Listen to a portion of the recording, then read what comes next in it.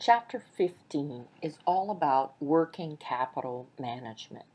We will only cover a couple of topics from this chapter, those that I find most important.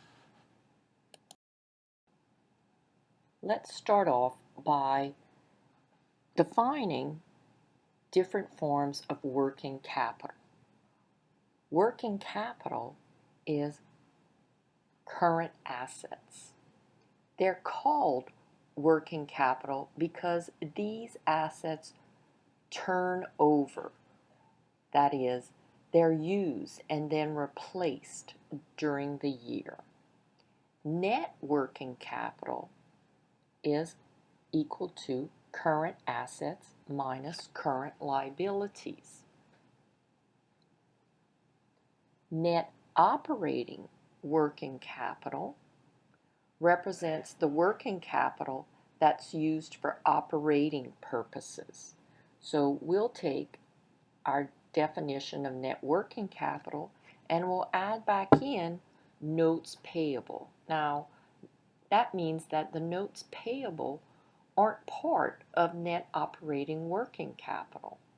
And the reason for this distinction is that most analysts view notes payable, which are interest-bearing, as a financing cost, very similar to long-term debt, and it's not a part of the company's operating cash flows.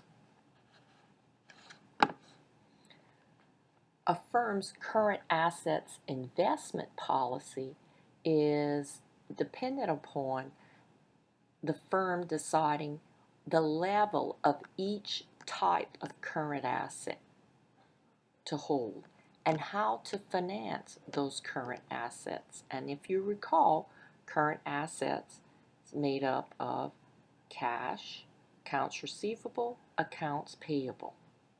Working capital management is controlling cash, inventories, and accounts receivables, plus short-term liability management.